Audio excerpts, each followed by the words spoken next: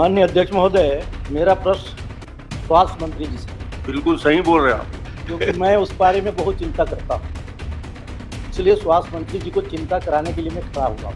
आज मेरे लिए विशेष पल है और बड़े भावुक पल हैं कि जिन्होंने मुझे एक अभिभावक की तरह एक पंचायत से लेकर यहाँ पहुँचाया और एक से व्यक्ति मेरे से प्रश्न पूछ रहे हैं।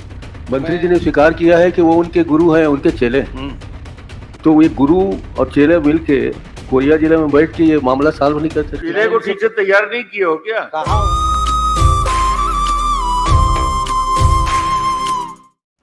भारत में गुरुओं को सर्वश्रेष्ठ माना जाता है। गुरुओं की महिमा हमारे देश में ऐसी रही है कि उन्हें देवताओं से भी ऊपर माना जाता रहा है। एक गुरु अपने शिष्य को सत्य के मार्ग पर चलना सिखाता है, विपरीत परिस्थितियों पर किस तरह से विजय हासिल करनी है बतलाता है, और अगर कभी शिष्य विषम परिस्थितियों पर फंस जाए तो एक दोस्त की तरह उसे कंधे से कंधा मिलाकर उसे विपरीत परिस्थितियों से बाहर निकालने का मादा रखता है। जिस चुनावी मौसम में हमारे देश के महान वोटर्स भी अपने चुनाव की कीमत कम से कम 500 लगाता है, उस चुनावी मौसम में गुरु 5000 में दरबार लगाकर चले जाते हैं। हम उन गुरु की बात इस खबर में बिल्कुल भी नहीं करेंगे, क्योंकि कहीं ना कहीं उन गुरु को भी लग गया था कि अब की बार तो 400 पार हो ही जाएगा, लेकिन शायद क्षेत्र की जनता जान गई कि गुरु उन्हें भक्ति की चाशनी में डुबाकर खुद चुनावी रस का पान करने वाले हैं। फिर क्या था, जनता ने पासा ही पलट दिया। मैं आपसे क्षमा चाहूंगा कि मैं मुद्दे से भटक गया, लेकिन क्या करें, बाबा का प्रभाव ही ऐसा है। इसलिए हम पुनः छत्तीसगढ़ के गुरु और शिष्य की बात पर आते हैं।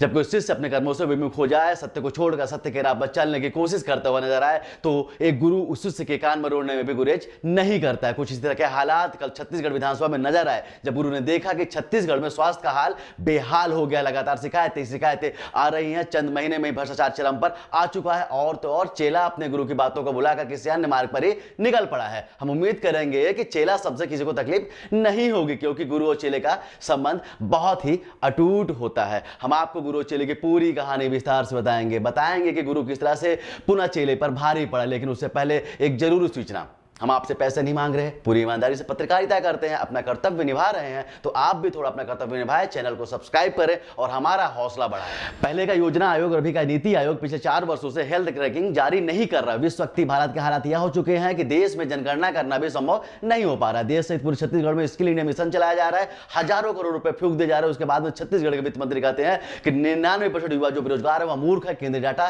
कहता है कि 50% लोग काबिल ही नहीं है। पूरे विश्व में भारत का डंका बजाने वाले गोदी मीडिया और नेता न जाने कब चुपके से देश के बेरोजगार युवाओं के भविष्य को बजाने लगे, या आप समझ ही नहीं पाए, क्योंकि आपकी छाती धर्म के नाम पर इतनी फुला दी गई है। ये सब मुद्दे आपको काफी छोटे लगे हैं, लेकिन फिर भी आपको बता दूं कि नीति आयोग की 2020 की रिपोर्ट के अनुसार 19 राज्यों की श्रेणी में हमारा छत्तीसगढ़ हेल्थ रैंकिंग में 16वें नंबर पर आता है।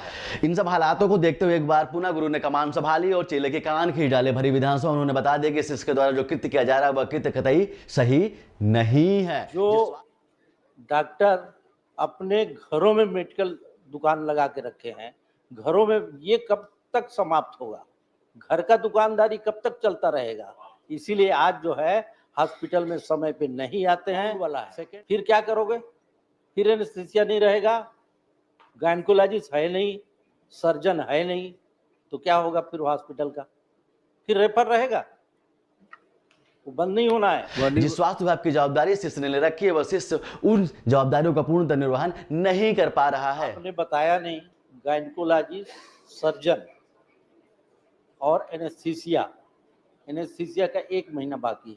गायनेकोलॉजिस्ट है ही नहीं है और सर्जन है ही नहीं, तो डिलीवरी केस या कोई और एक्सीडेंट का मामला कैसे चलतेगा? गुरु को बहुत बुरा लगा, और लगता भी क्यों ना, क्योंकि उन गुरु को भी छत्तीसगढ़ शासन में मंत्री रहते हुए इलाज वाले बाबा के नाम से जाना जाने लगा था। गरीब हो या अमीर, बड़ा हो या छोटा, जिस तत्परता से गुरु के पास जाकर समस्याओं का समाधान हो जाया करता था, वह तत्परता शिष्य में दिखाई नहीं दे रही है। गुरु को अपने अनुभव के आधार पर पूरी तरह से पता था कि सरकारी जिला अस्पताल, सामुदायिक स्वास्थ्य केंद्र, प्राथमिक स्वास्थ्य केंद्र जैसे सरकारी जगह पर एक गरीब तबका ही इलाज कराने आता है, और उसे बहुत उम्मीद होती है कि उसके स्वास्थ्य का पूरा ध्यान रखा जाएगा, वह स्वस्थ होकर ही वहां से बाहर निकलेगा।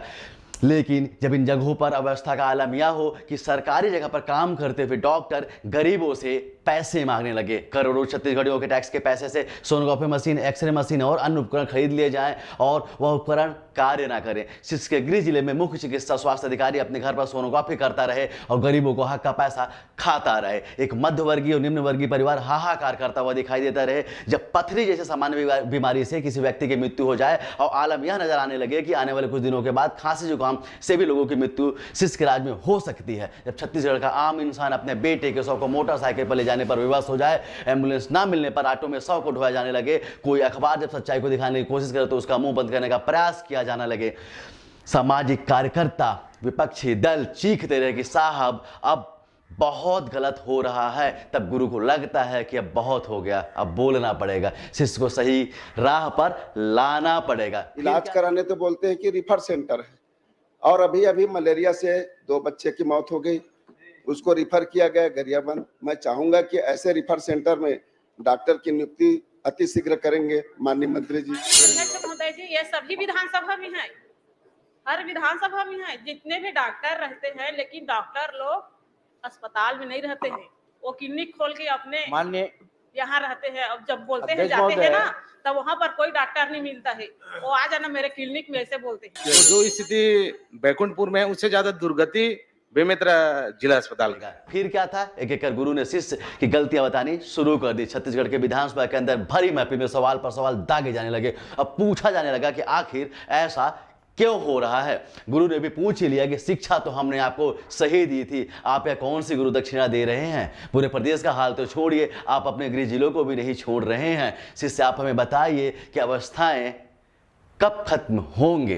प्रश्नकाल की शुरुआत में ही जब गुरु ने शब्दों के बाढ़ छोड़ने शुरू किए तो चेले ने शिष्य का हवाला दिया। शायद शिष्य को लगा कि गुरु को याद दिला दिया जाए कि हम आपके पुराने चेले हैं, तो शब्दों के बाढ़ का तीखापन थोड़ा कम हो जाएगा। लेकिन आज गुरु पूरी तरह से तैयार होकर आए थे, छोड़ने के मूड में बिल्कुल भी नहीं थे। पर्याप्त हो गया? नहीं, अभी बाकी है मेरा, बड़े मुश्किल से तो अवसर आया है। माननीय अध्यक्ष महोदय, डायलिसिस का मशीन नहीं चल रहा है, क्या कारण है? उसमें मैं पूछा डॉक्टर से तो बोलता इसका डीएमएफ से पेमेंट ही नहीं हो रहा है, इसलिए मशीन खराब पड़ा है। तो ये कब तक बन जाएगा और कब तक उनका पेमेंट हो जाएगा? और मेरा ठीक होने थोड़ी चलेगा, जनता का ठीक नहीं रहेगा तो कैसे चलेगा? जैसे गुरु को लगा कि शिष्य को तो सब पता है, उन्होंने शब्दों के बाढ़ और तीखे कर दिए। तब जाकर शिष्य को एहसास हुआ कि अनायास ही गुरु को याद दिला दिया कि हम उनके शिष्य हैं। अरे गजब हो गया, आप ऐसा बोलते हो।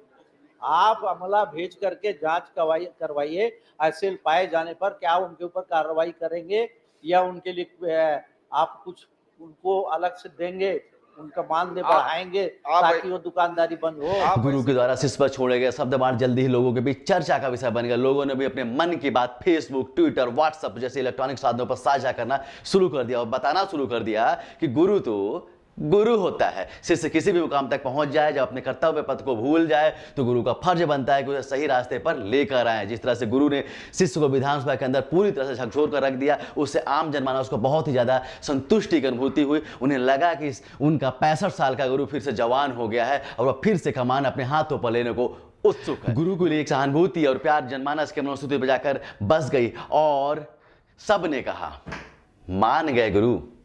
जय हिंद।